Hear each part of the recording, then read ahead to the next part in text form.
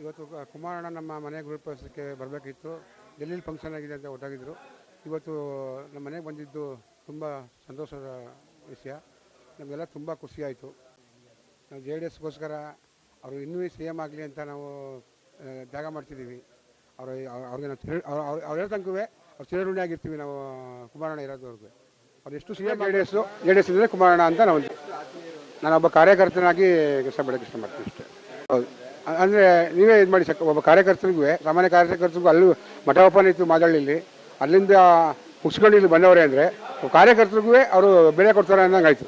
ಆಗಬೇಕು, ಎಲ್ಲ ದುಡಿತೀವಿ, JDSಗೋಸ್ಕರ ದುಡಿತೀವಿ. ಎಷ್ಟು ಕುಮಾರಣ್ಣನೇ CM ಆಗಬೇಕು. ನಮ್ಮೆಲ್ಲರ ಆಸೆನೂ, ನಮ್ಮ ಒಬ್ಬರದೇ ಇಲ್ಲ, ನಮ್ಮ ಎಲ್ಲರ ಭಾಗ ಎಲ್ಲ ನಮ್ಮ ಕರ್ನಾಟಕ ಜನತೆ ಪರವಾಗಿ CM ಆಗಲಿ ಅಂತ ನಾನು ಕೇಳ್ಕೊತೀವಿ ಸರ್.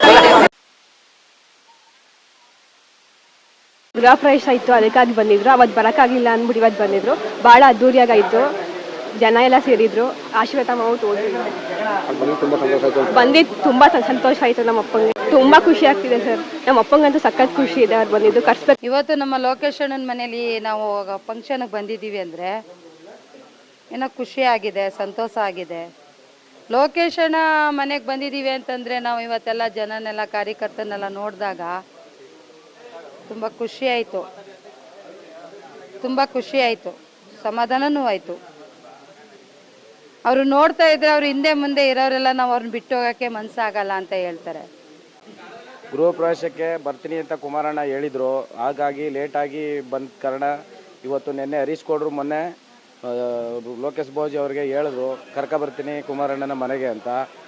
ಬಂದರು. ಲೇಟ್ ಆದರೂ ಲೇಟೆಸ್ಟಾಗಿ ಕುಂತು ಉಪ್ಸಾರು ಮುದ್ದೆ ಎಲ್ಲ ಸೌದು ಸಾರ್ವಜನಿಕರೆಲ್ಲರನ್ನು ಮೀಟ್ ಮಾಡಿ ಹೆಚ್ಚಿನ ರೀತಿ ಬಂದು ಖುಷಿಪಟ್ಟು ಇಡೀ ಕುಟುಂಬಕ್ಕೆಲ್ಲ ಒಳ್ಳೆಯದಾಗಲಿ ಅಂತ ಆಶೀರ್ವಾದ ಮಾಡಿ ಹೊರಟರು.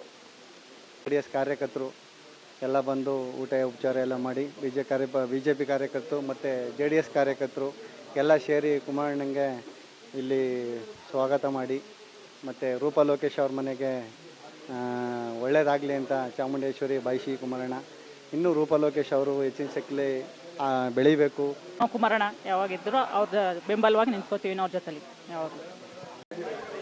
ನಮಗೆ ತುಂಬ ಖುಷಿ ಆಯಿತು. ನಮ್ಮ ಕುಮಾರಣ್ಣ ಬಂದಿದ್ದ ಮನೆಗೆ ನಮ್ಮ ಹರೀಶ್ ಗೌಡರು ಕರ್ಕೊಂಡ್ಬಂದಿದ್ರು. ನಿನ್ನೆ ಬರ್ತೀನಿ ಅಂತ ಹೇಳಿದರು, ಇವತ್ತು ಬಂದರು. ನಮಗಂತೂ ತುಂಬ ಖುಷಿ ಆಯಿತು.